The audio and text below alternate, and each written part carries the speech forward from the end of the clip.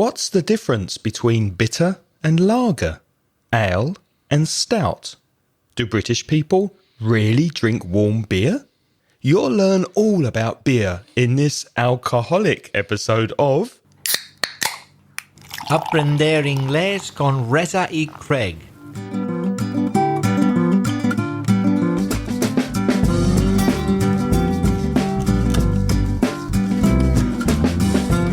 Hello and welcome. If you're a new listener, welcome to the show. My name's Craig. And my name's Reza. And we would like you now to pour yourself a glass of your favourite beer and sit back in your best chair to enjoy this podcast. With over 45 years of teaching experience between us, we're going to help you improve your English and take it all to the next level. How are you, Reza? I'm fine, Craig. I'm enjoying the spring weather which has arrived in Valencia. Isn't it lovely? It's beautiful. We're in t-shirts today, enjoying the sun, although we are inside at the moment. Let's start the podcast this week with a voice message from Anna Giovanna. Hi, Greg and Reza. I have a question for you, or more or less, it's a question, but at the same time, it's a suggestion for a new podcast. This afternoon, I found a website about personality. The name is Psychology Today, and these guys propose a good question.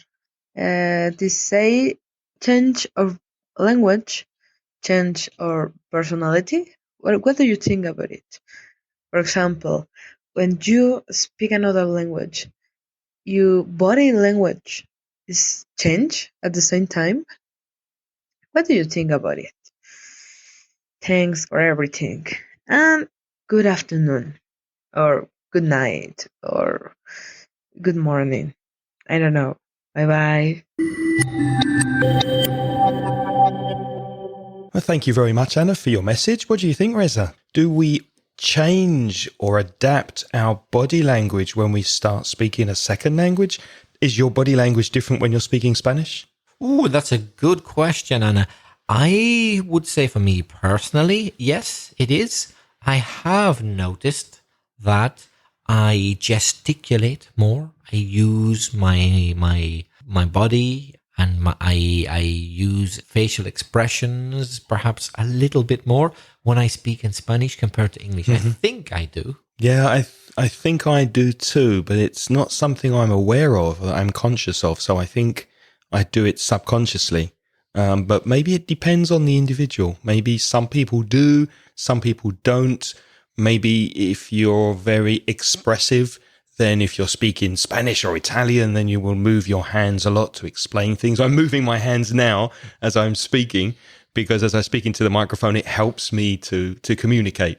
So yeah, very interesting question. We did speak about body language specifically connected to personal space and the differences between personal space and body language with British people and Spanish people. And that was back in episode 161. So if you want to listen to that, or Anna, if you missed that episode, go back to inglespodcast.com/161. And I've also put a link to the article that Anna was speaking about at psychologytoday.com, and you can find that link in the show notes to this episode at inglespodcast.com/203. Reza, did you notice anything in Anna's message that she could improve her English? Well, on the whole, it was very, very good. But one collocation which you used incorrectly, Anna. Sorry, you said someone has proposed a good question, but it's not typical to use the verb propose with question. What verbs might we use, or what collocation might we use, Craig, for that? I would say ask. Someone asked a good question. Yeah, to ask a question. Before we move on to the main part of the podcast and speak about beer, I'd like to say a big thank you to Pablo, who made a lovely image for us for our 200th episode. And it was kindly I think, digitalized by Mamen's sister. So thank you very much for that. And thank you, Pablo. We really, really like it. And if you want to see Pablo's image congratulating us on our 200th episode, go to inglespodcast.com/200. Now let's listen to a message from Josep from Barcelona. Hello there, good evening. Craig and Reza, this is Joseph from Barcelona. How are you guys doing? Long time no see. Look, I was trying to think about a subject to suggest you for some of your, or one of your episodes. And I thought you guys being British and especially Reza having lived in Ireland, I thought about beer, which could be an interesting subject. Maybe it's not a very grammatically orientated subject, but it could be very useful, especially when somebody's in the pub and there are so many kind of beer to ask, and I don't really know very much the difference between lager or ale or pilsen dark, stout beer, etc.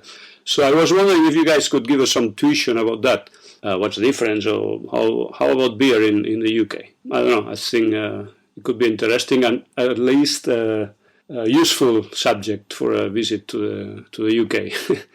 All right, so very best regards from Barcelona, and thank you very much. See you soon. Have a good day. Bye-bye. Thank you very much for your suggestion, Josep. We agree. Beer is a very interesting subject, isn't it, Reza? It certainly is. Certainly is. Very close to my heart. I do like a nice beer. Usually close to your mouth. Yes. and inside my stomach. You can't get much closer than that, can you? The first thing to mention about beer is the pronunciation, because the vowel sound of B-E-E-R is ear, like here. So a beer, cerveza, a beer. Not bear, because bear is oso. And sometimes I hear Spanish speakers asking for bears. So it's beer, okay? Like oreja, which is ear, with a B. Beer. Well, bear could be oso, or it could be without any clothes on bear, or not dressed up. That's right, yeah. Another type of bear, but it's neither of those. Yes, those three words get mixed up a lot. Joseph, you're quite right that a lot of people in Ireland drink a lot of beer, but hey, it's not like the English don't as well. I don't know, the Irish might be famous for drinking even more, I don't know, but the English drink plenty of beer as well. But not as much as the Dutch or the Germans. I think they consume the most beer in Europe. And I think Spain consume the most non-alcoholic beer. Well, let's get down to business. So, beer. What could we tell you about beer? You're right, Josep, that grammatically, there's not much to talk about. But this podcast isn't only about grammar. It's about vocabulary. It's about things like idioms, collocations. It's about certain words going together. It's about expressions, pronunciation. So we got plenty to talk about, Joseph. Don't worry about that. The first thing we'd like to look at is the foam. Espuma, you say in Spanish? On the top of the beer, which is called a head in English. H-E-A-D, a head. So it's important to have your beer with a good head on it. And one thing that bothered me when I first came to Spain was that when I asked for a beer from the tap, which means not in a bottle, from the barrel, we'll explain those words a little later in detail, but when they poured the beer, the head was too big. Have you had that experience? I think British people are very keen on the correct size of head on their beer. Do you think so? Not too big and not too small. Right. They want some head on the beer, but they don't want it to be really, really big. What would you say, like 2 centimeters, something like that? 2.5? 2 or 3 centimeters. Depends on the beer. You can have more head is expected on a Guinness. Guinness has to have a decent head, but we don't want it to be all head either. People in Ireland are extremely particular about the head on their Guinness. You better get it right as a barman, or they're not going to accept it. And I can remember in some bars in Spain giving me a glass of beer, which would be like maybe a caña or a doble, a small glass, and half of the glass was head, and I felt cheated because I paid for a glass of beer.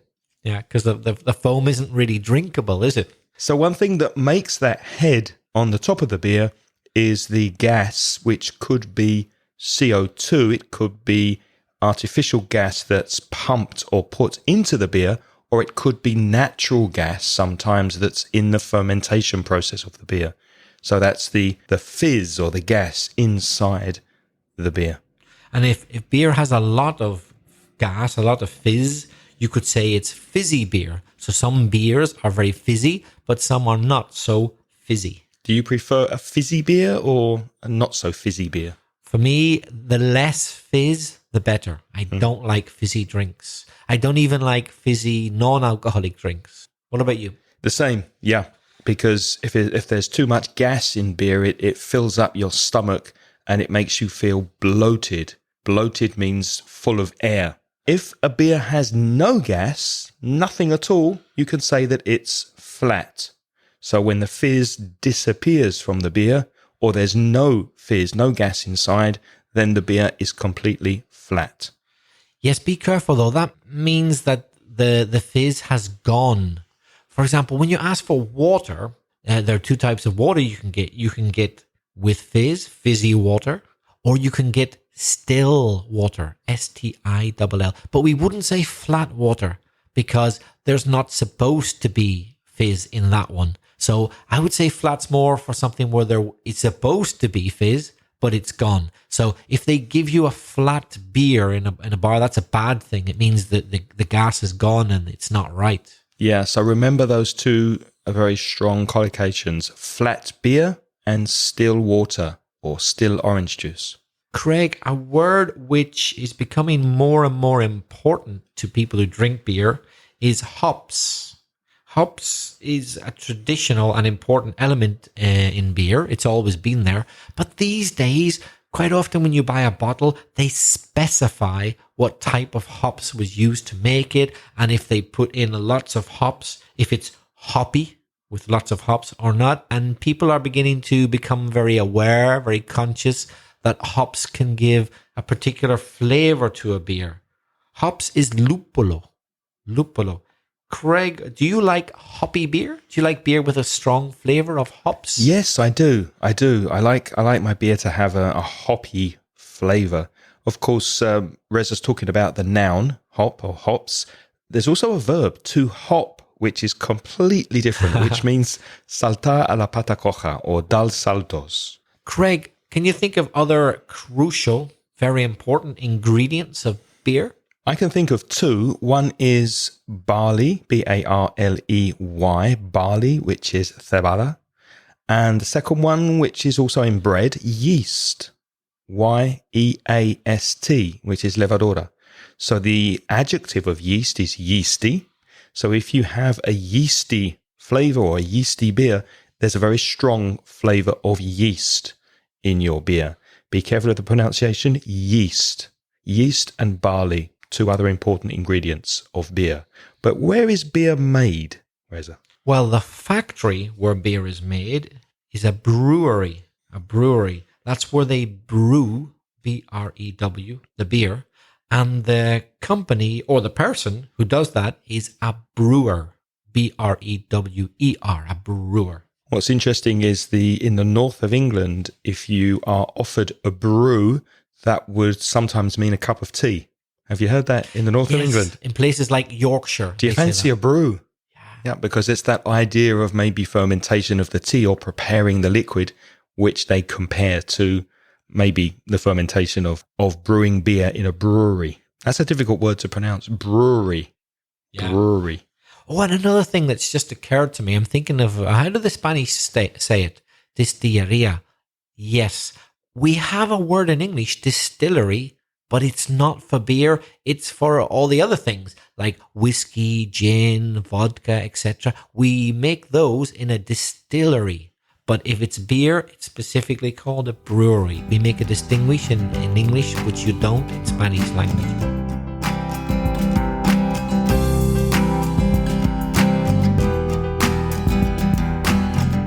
So moving on to different kinds of beer or different types of beer that you might find in a British pub. You say tostada in Spain. I'm not sure if they say tostada in Latin America, but in English it's bitter, B-I-T-T-E-R. So bitter is the darker beer. Examples of bitter, Green King, which used to be one of my favorites. Mine too. Yeah, I like a drop of Green King. Or another popular one is called Fuller's ESB. There are many, but bitter is tostada. So, of course, you order beer in pints or half pints. So you would ask for a pint of bitter or a half pint of bitter. So what Craig's talking about a specific type of English beer, but also sometimes you hear tostada used as an adjective, toasted. So sometimes people say, yes, this beer has been toasted, or it has a very toasted flavor, although it might not necessarily be bitter. So if you want to translate it as an adjective, you would say it has a toasted flavor.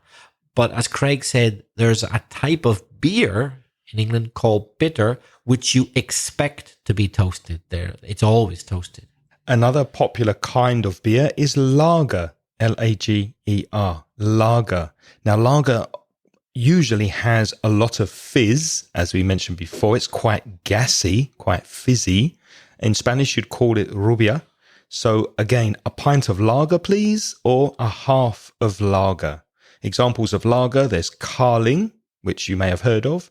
That's from British and Canadian origin, and it's owned by a really, really big brewing company, which is called Molson Coors Brewing Company. And Carling is actually the highest selling beer in England. The most popular, the most bought beer is Carling. And the second is the Australian beer Foster's. Do you like either of those beers, Craig? I used to drink Foster's, yeah. When I lived in the UK, Foster's was one of my favourite lagers. Yeah, but I used to drink more bitter than lager.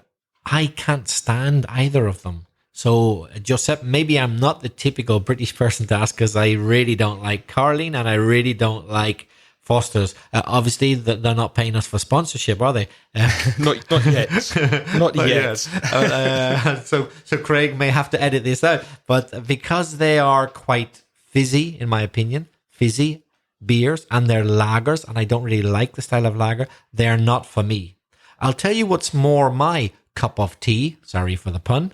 My cup of tea means it's the type of thing I like. What's your pint of beer? My pint is an ale. Well, like Craig says he does like some lagers, but like me, he prefers, I think you said, ale, yeah, which is the original traditional British beer, usually without as much fizz as a lager. It's not as fizzy, usually. Mm-hmm. I like a nice pint of English ale. Yeah, really me too. That. And the spelling of ale, A-L-E, so ale. And you sometimes hear the expression real ale, R-E-A-L, real ale. Another popular type of lager, which is quite light, it's quite a light beer, is called Pilsner. Pilsner. Typical Pilsners include Budweiser and Coors. And also many, many German beers, because as you can hear, Pilsner, it even kind of sounds German. It is a German word, but it's got into English and probably lots of other languages. Because although we're focused on British beer drinking culture today, hey, the Germans and the Czechs and the Belgians know a hell of a lot about beer as well. Absolutely, yeah. IPA, you may have seen in British pubs. IPA, that stands for India Pale Ale, which is a bit stronger than bitter usually, and it has a stronger flavour of hops in it. So examples of IPA include Thornbridge Brewers Jaipur IPA, and Fuller, Smith & Turner's Bengal Lancer. And that's interesting because Craig mentioned beers which have Indian place names in them. Jaipur and Bengal are places in India. So you can see the connection. In fact, IPA was originally brewed in England, not in India, in England, but it was brewed as an especially refreshing beer, specifically to be exported to India, to the British troops, because the traditional British beer at that time wasn't so refreshing. So they thought, how can we cool our troops down a bit? And instead of giving them water, which probably would have been the best idea, they decided to invent IPA beer. So while the troops and the soldiers were drinking that IPA, India Pale Ale, probably the people in charge, the corporals and the sergeants and the officers, were drinking gin and tonics. Yes. And of course, the tonic was to fight malaria, probably drinking very different alcoholic beverages. So another beer you might see in a pub is brown ale. Brown ale, which is quite sweet and it tends to be lower in alcohol content, so not as strong as other beers. And examples of brown ale are Newcastle Brown Ale, that's a famous one, and then Samuel Smith's Nut Brown Ale, which I think is quite popular in America. Mm-hmm. I really like IPA, the India Pale Ale, but I don't like brown ale at all. Me neither. It's too nutty. Got a very nutty, malty flavour that I don't like very much. And the sweetness, I don't like sweet beer. It's not for me. But Newcastle Brown Ale is extremely popular in the north of England, in the Newcastle area. It is. If you go there, that's the beer of choice. A beer that I don't think I've ever tasted. I can't remember tasting this. It's called Mild. Mild. Have you ever tasted Mild? Once or twice, Craig, because I was curious, like you, to know about it because I hadn't tried it before. And I took advantage of the fact that I was in the Birmingham area. And I believe that's where Mild is most popular. They quite like a pint of Mild in the Midlands, in the middle of England. Birmingham, Coventry, Nuneaton, that area of England. So it was easy to find it there on draft. You could get it in any pub. So I tried it and it was quite nice. It was indeed mild, as you would expect. Mild means not strong, not extreme. So it's Suave. Yeah, it's not too sweet. It's not too bitter. It's not too toasty. It's not anything extreme. It's mild. And the alcohol content is lower, isn't it? It's Yes. not as strong as other beers. It's very easy to drink. You might say it's very drinkable, but the downside, the disadvantage is it doesn't have much personality. So if you're looking for something easy to drink, it might be a good option. Another kind of beer that I'm sure you can talk about is stout, which is a dark beer that includes roasted malt or roasted barley, hops, water, and yeast. What's the most famous stout, Reza? People think stout, they think Guinness. But Guinness isn't the only stout. Stout was popular before Guinness was invented, but Guinness have managed to dominate the market all over the world. Some of you, I'm sure, have visited the Guinness brewery in Dublin. It's a popular tourist trip. The brewery of Arthur Guinness, the founder, the person who started the company. It's at James's Gate. It's still brewed to this day in Dublin. But here's a question for you. Where is the biggest Guinness brewery in the world? It's not the Dublin one. Is it in the US? No. In Nigeria. Really? Yes, in Africa. Because in many African countries, and particularly Nigeria, they love Guinness. They really, really, really like Guinness. And there was or is a huge Guinness brewery in Nigeria to satisfy the African market. I didn't know that. There's one thing that I did not believe before I went to Ireland. People told me that Guinness tastes differently when you drink it in Ireland than when you drink it exported outside Ireland. And I thought, yeah, it's probably not true because the way the world is these days, you know, you export a product and it should taste the same anywhere. There's that continuity of taste in places like McDonald's, for example. But when I went to Ireland, I can tell you that it tastes much better in Ireland. It's creamier and it's much nicer. And I've tasted Guinness in many countries. The best Guinness in Ireland. I totally agree with that. Maybe it sounds patriotic for me to say that, but if Craig says it and he's not Irish and I say it, well, there must be some truth in it. It does taste better in Ireland. People say the reason is it doesn't travel well. Mm-hmm. And as far as I know, they don't brew Guinness or don't brew much Guinness in Britain. The Guinness that you drink in Britain, I believe, is brewed in Ireland and then shipped over. Maybe it's the water, because I don't think they export the water to brew the beer. So the water in Ireland is very special. Could be that. I wonder what the Guinness from the Nigeria brewery tastes like. I don't know if I've tried that. I wonder if it's good.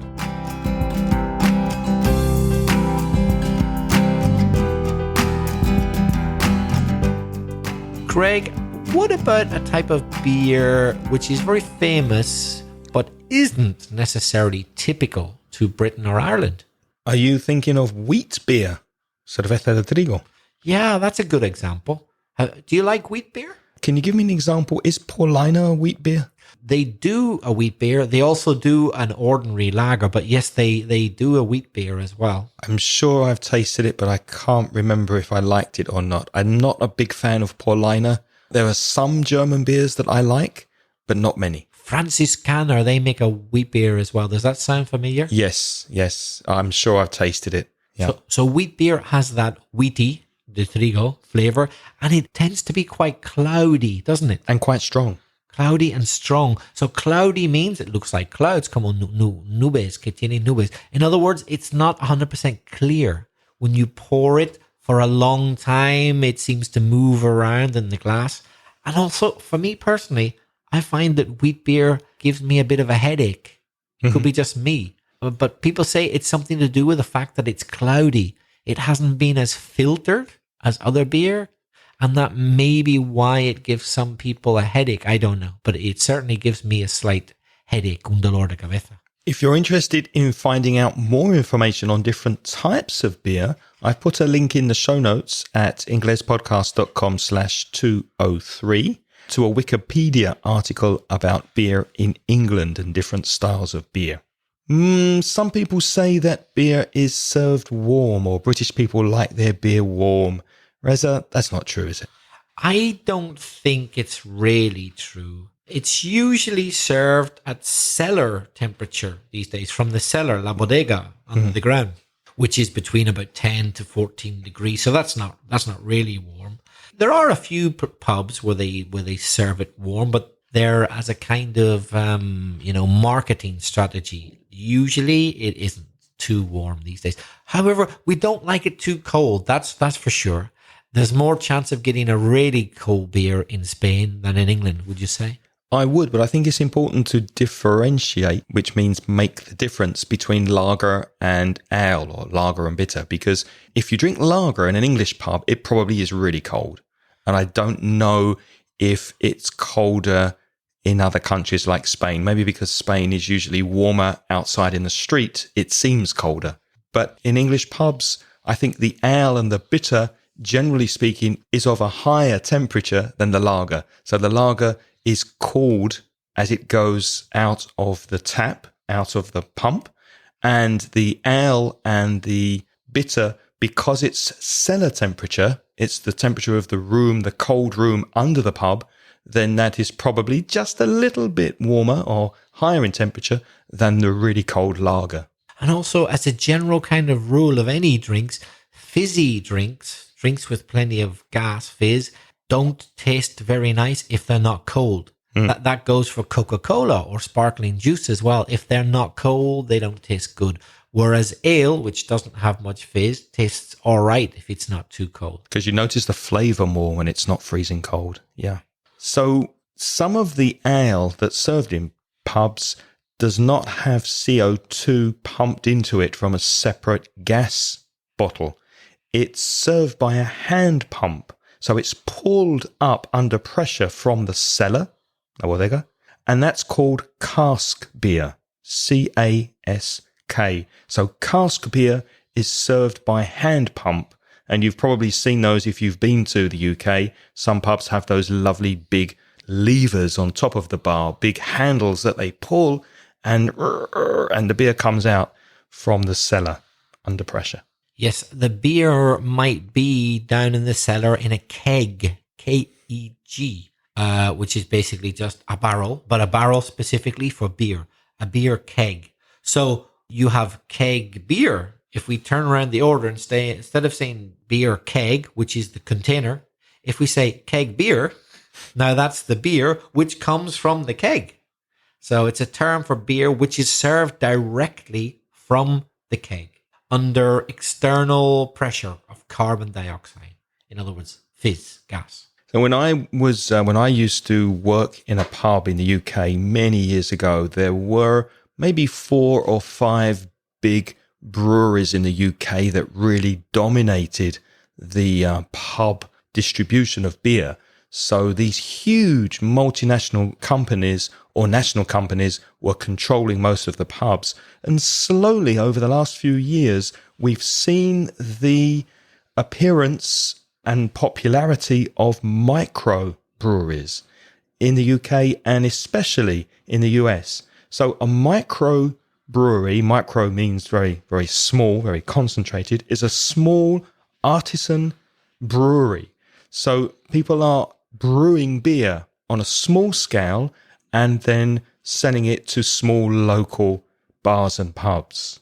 And that's also called handcrafted beer because it's made by hand. It's made, in many cases, with lots of love, and it's not a mass-produced product. Now, there are several ways you can actually drink the beer when you're in a pub. Obviously, you might drink it from a glass, and there are many types of glass, but sometimes they serve the beer in a jug, J-U-G, jug. Jug is jarra. I want to say it in Spanish because there's a false friend in Spanish, a false connection. The word jar, J-A-R, jar. Jar is bote, so it's not what it appears. Beer comes in a jug. Marmalade might come in a jar, so don't confuse those two words. Another way to drink beer is in a tankard, Tankard. Very popular, I think, in some German bars and pubs. Tankards are large glasses and they often have a lid, L-I-D, a lid or tapa, which closes the tankard. So tankards are usually quite big, maybe a litre or a pint at least, and sometimes have a lid to close them. Craig, have you ever drunk a yard of ale? Yes, I have. A yard of ale is ale, which is the beer that has the natural gas, and it's in a very, very big, long glass. Very long. And at the end of the glass, there's a big, round ball of glass, which holds a pint. And then in the long part of the glass, there are 2 more pints. So a yard of ale has 3 pints of beer in it, and it's often drunk as a dare, D-A-R-E, a dare, a desafio. So you dare someone to drink a yard of ale. And I used to play rugby in the UK, and once in a bar after a rugby match, someone dared me to drink a yard of ale. And it's really, really difficult because the first 2 pints are okay, and you're drinking slowly, and you tip up the glass. And then suddenly when you've drunk 2 pints without removing the glass from your mouth, the 3rd pint in a ball at the bottom rushes up the glass, and it's really difficult to control the speed that this beer goes into your mouth. So the most difficult part is the final pint at the end of the glass. It sounds like if you're going to drink a yard of ale, it's not a good idea to wear your best clothes. No. They're going to get dirty, yeah. Have you tried it? I haven't. No, not yet. And to be honest, I'm not too keen to try. For me to drink a pint quickly is a lot, but 3 is just a bit too much. Yeah, I was a lot younger in those days. Craig, an important aspect of beer is fermentation. Have you heard of things like double and triple and 5 times fermented? These days it's becoming quite popular. I suppose that means that they ferment. The verb is to ferment. They ferment the beer and then they put it back into the cask or into the barrel to ferment again. Yeah. Yeah. And sometimes you hear about beer which is fermented in the bottle. So usually it's fermented in the cask and then transferred to the bottle.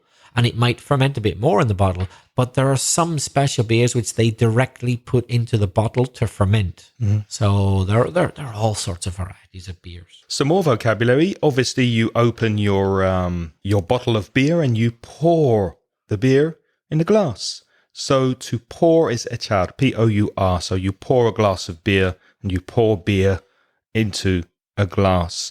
And after you pour beer in a glass, you taste it. What's the word, Reza, for tasting just a little or little drop of a little amount of beer? To sip.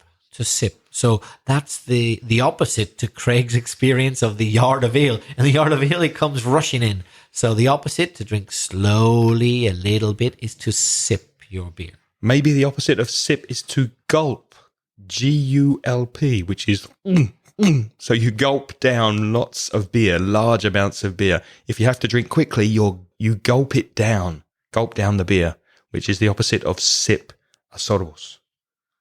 Now, Craig, we can't talk about beer without talking about the social aspect that comes with it, because beer is the thing which often makes people come together in British and Irish culture, and indeed many cultures around the world. People might not get together if it weren't for the beer. The beer is the excuse to get together. That's a very social thing, isn't it, drinking beer? So what would you say to me in a pub if you wanted to buy me a beer? What'll you have? I could say. What'll you have, Craig? What I wouldn't say is take. That's a typical Spanish mistake. You think, oh, tomar, take. Well, no. It's what'll you have? I hear that quite often, that mistake. A student will say to me, oh, yesterday I went out with some friends to take a beer. No, I went out to have a beer or to have a couple of beers. I might also say, what's yours? Mine's a lager.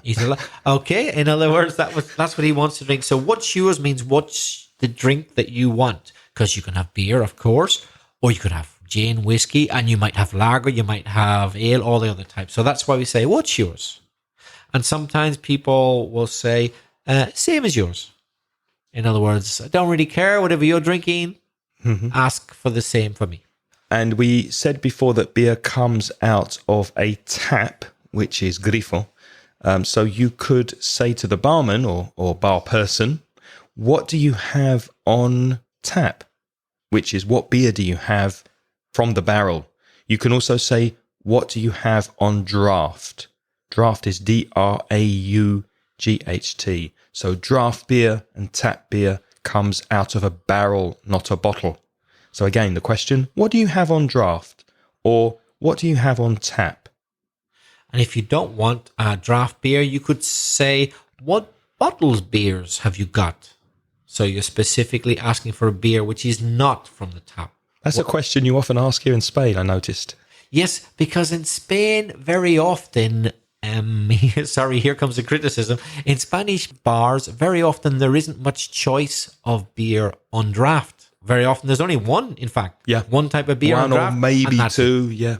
And very often I don't want that particular beer. So I say, what bottled beers have you got? I often ask. And I always get really disappointed if the answer is the same beer that they have on draft, which sometimes it is. So sometimes it's Heineken on draft and it's Heineken on bottle, which I find a bit boring, to be honest. Maybe that's because they get paid by the brewery to only have that beer, perhaps. Yeah. People would in Britain and Ireland be critical of that. That pub probably, if a pub did that in Britain, I don't think it would last very long. No. People want a reasonable variety. They don't want the same beer in a bottle as you got on draft and nothing else. They would not be impressed. They would want a choice, don't they? Yeah. I think I'm afraid to say that British and Irish people are more demanding, that's exigente, about the variety and the quality and the keeping, el mantenimiento of beer in Spanish. People say, una cerveza, ya está. And a lot of people don't think much about it, but British people take it a bit more seriously, I think. What's your favourite Spanish beer? Ooh, that's a good question. A beer I really like, I don't know if it's my favorite, but it's made in the Valencia area, or the Levante area, is Cerveza Turia, the name of the river in Valencia. I think that's a really nice beer. Either on tap or in bottle. Do you know it? Yep. Yeah, I know. Yeah, that's very good beer. As I said before, you can buy beer in pints in the UK and in half pints. So the question would be, would you like a pint? Would you like a half pint? Pint or half pint? And if you're asking the barman for it, you'd say, I'll have a pint. I'll have a pint of lager. Or I'll have a half pint of bitter, please. I was misunderstood. That means the person didn't understand me. Just last summer when I was in Dublin, yes, Dublin, the person did not understand my English. But that's because the barman was from the Philippines. As most of the barmen in Dublin are these days. There are hardly any Irish people who work in bars in the middle of Dublin these days. And I said, half a pint, please. So I shortened it. Instead of saying, I'll have half a pint, I got rid of the first bit and just said, half a pint. Mm-hmm. Yeah. And he thought I said, I'll have a pint. So I gave you a pint. Yeah. I said half a pint. The short version of I'll have half a pint. So you can get into trouble with that if you don't get it quite right. So be careful if you're in the centre of Dublin. When you buy beers with your friends, it's very common in the UK to buy what's called a round of drinks. So a round is to buy one drink for every person in the group. So if there are 5 of you, you buy 5 drinks. So something you may hear among English speakers in the UK is it's my round, or it's your round, or whose round is it? Whose turn is it to buy the drinks? Whose round is it? Oh, it's my round. What would you like? So a round of drinks is very common, and you hear that all the time. And if somebody offers you a drink and somebody buys a drink for everybody, try to buy one for everybody too, because it's a very British thing to do, to buy your round. So if you have 5 drinks and there are 5 people, everybody buys a round. Yes, it's interesting that Craig mentions that. It seems so obvious to me as someone from Belfast, but I understand that Spanish people might not see it so clearly, and you can get into trouble. Spanish or perhaps South American, I'm not so sure about South American culture, but let me get to the point. In Britain and Ireland, we don't like people who accept a drink in a round and then don't buy one back. You're not going to be popular. People do not like it. What should you do if you're in a group of 5 people and you're not going to have 5 pints of beer? Because maybe you don't drink that much. That's maybe a reason why I think some Spanish speakers don't buy a round, because they can't drink so much beer.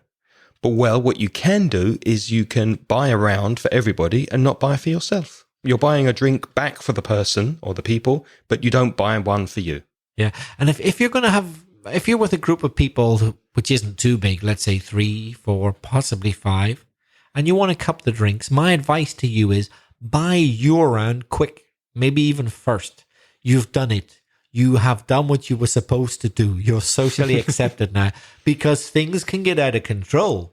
And after everyone's bought a round, there may be a second round of drinks. And a third and a fourth. And people will be keeping track, and they know that it's your time, but you don't want any more. What does keeping track mean? Keeping track is, noticing.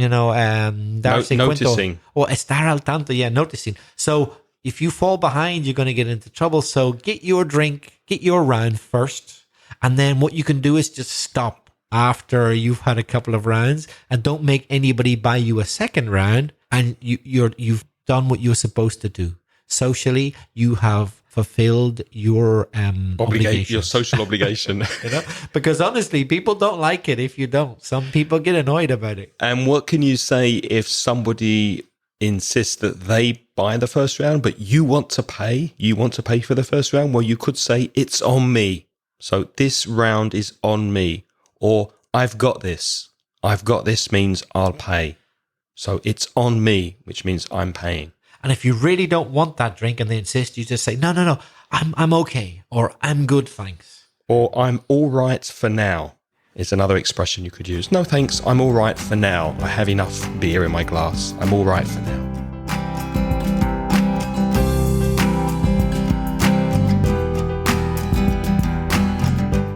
If you're starting to feel the effect of the beer and you are noticing the alcohol, you could say that you were a bit tipsy, T-I-P-S-Y. So to feel a bit tipsy or to feel light-headed is when the alcohol starts to take effect.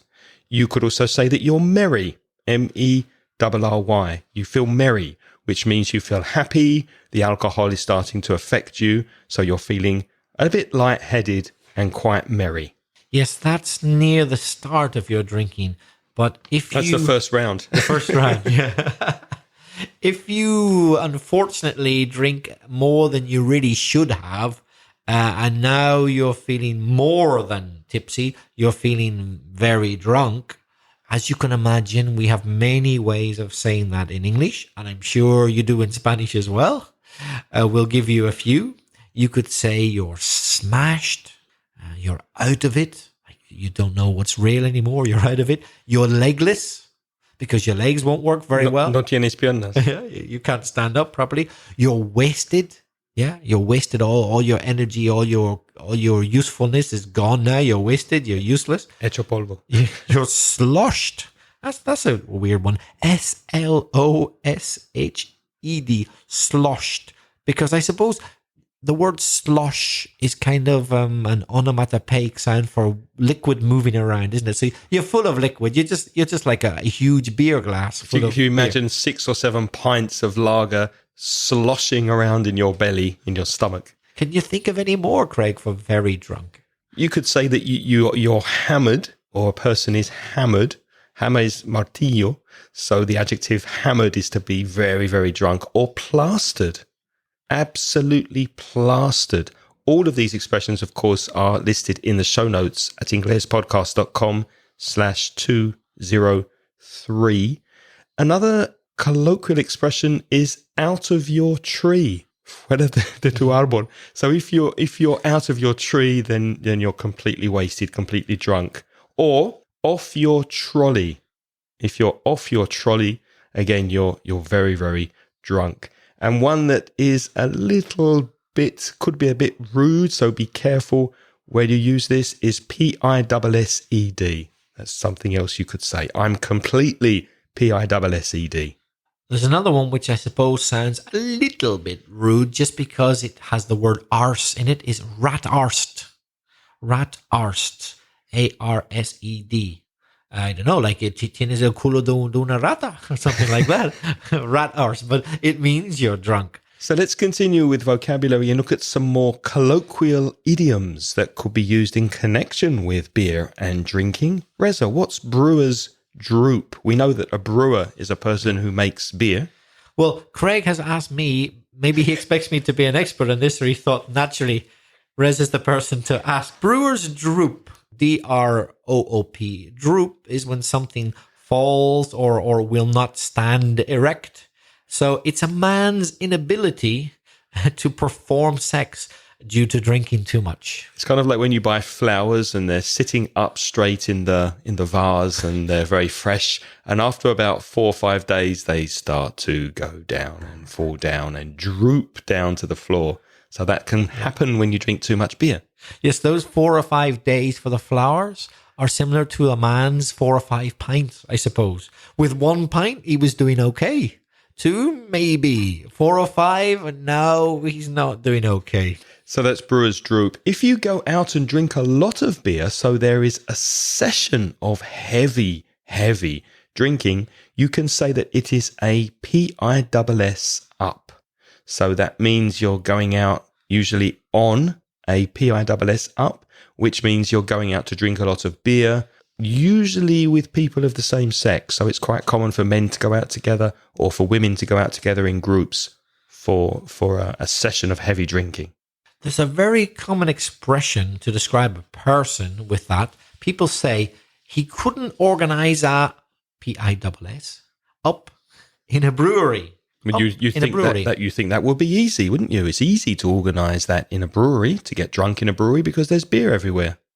But imagine a person who couldn't even manage to get you or himself drunk in a brewery. He's going to be pretty useless at organising things. That's what it means. You can't organise anything. Here's something that I had many years ago, but when I used to drink a lot of beer, now I don't drink beer, but I used to drink a lot, and I had a beer belly.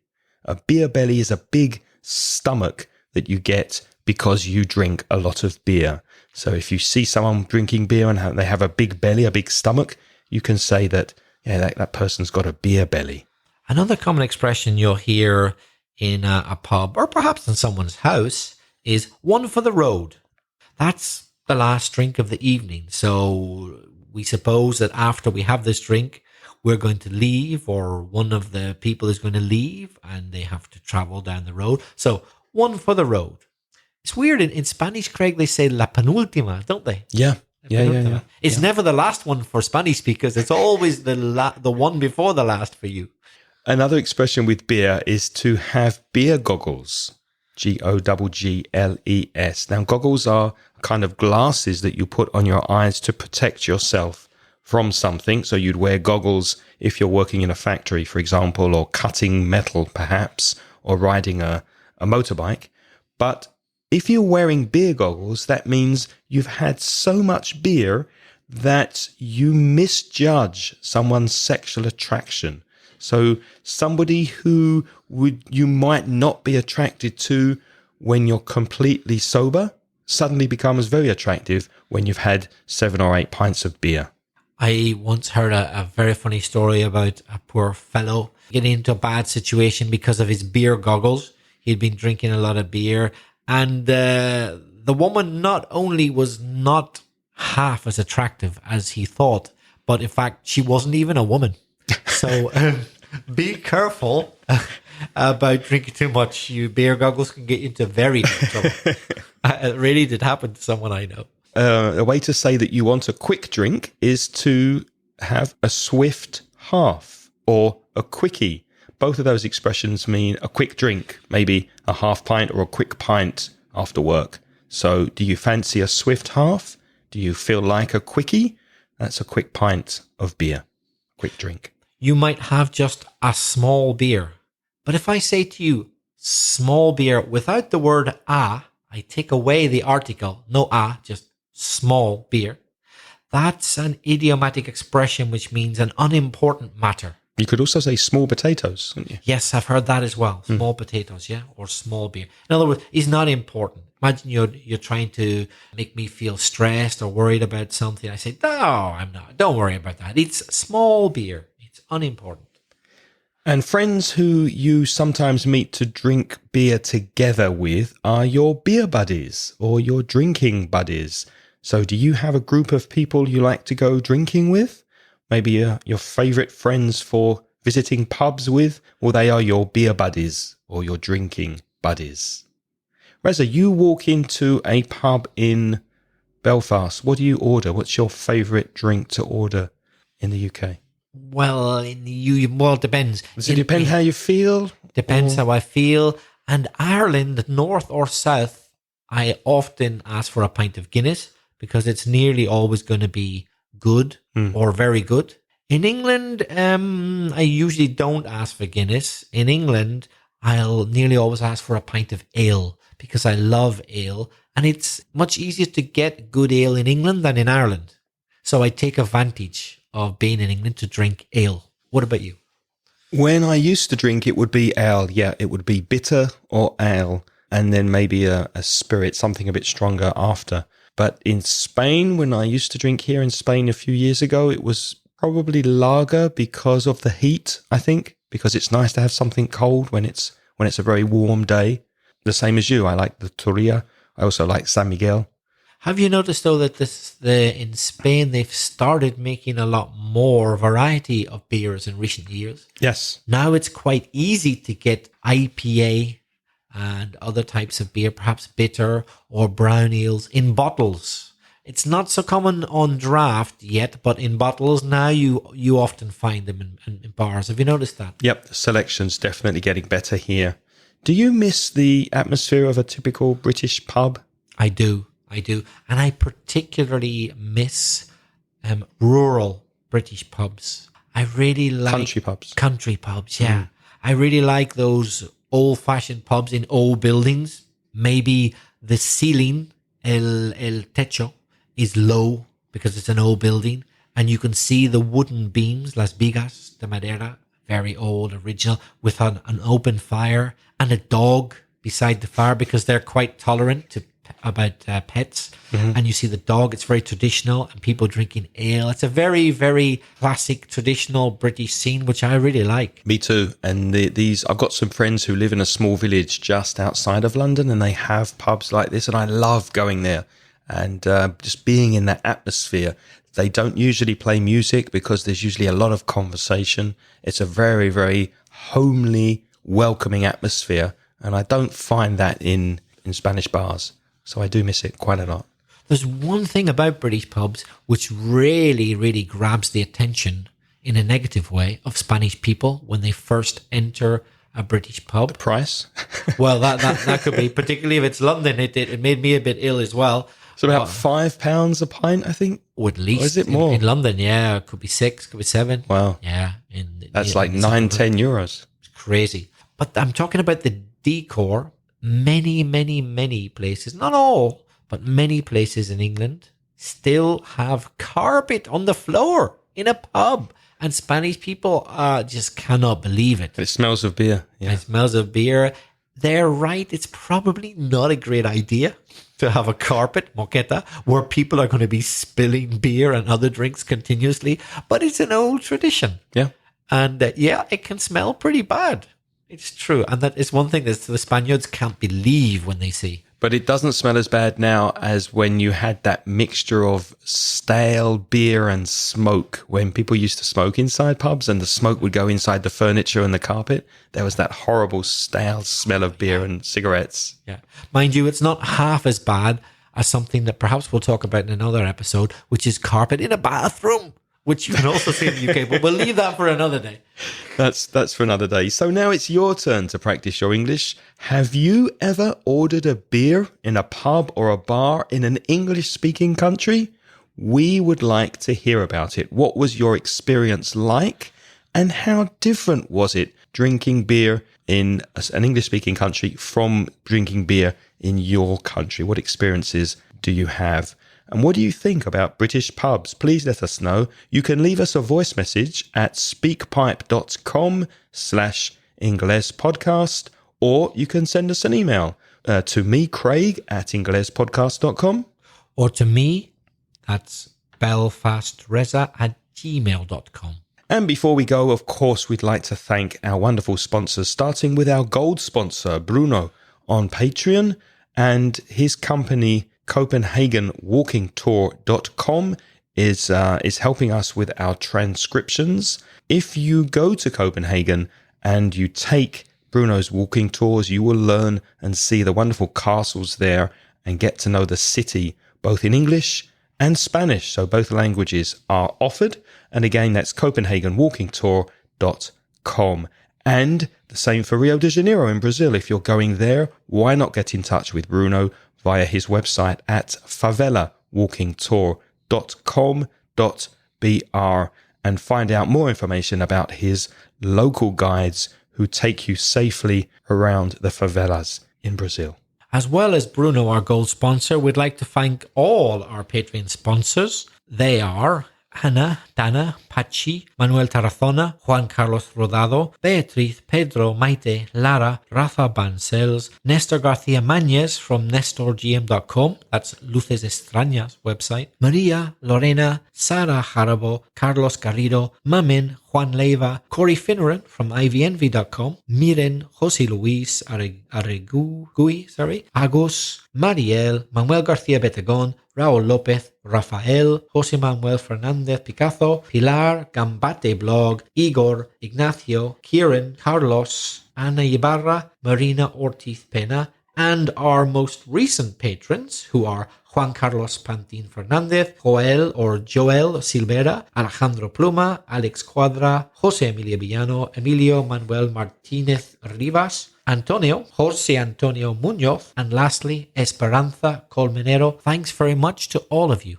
Yes, thank you. For only $1 per month, or more if you'd like to, you can join that illustrious list of alcoholics and supporters of the show, and also get access to recent transcriptions that have been lovingly transcribed by Angelica Bello from Madrid. The address for that is patreon.com/inglespodcast. Also, a big thank you to Patricia Alonso, thank you Patricia, who is continually working hard transcribing episodes from the very beginning. We now have episodes 1 to 20 and 131 to 142 available on our website.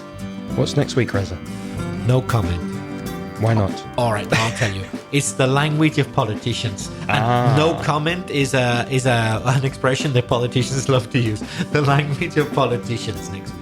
So next week we're putting their political language under a microscope and helping you understand what the hell politicians are talking about. Until next week, it's goodbye from me. And cheers from me. The music in this podcast is by Pitts, and the track is called See You Later.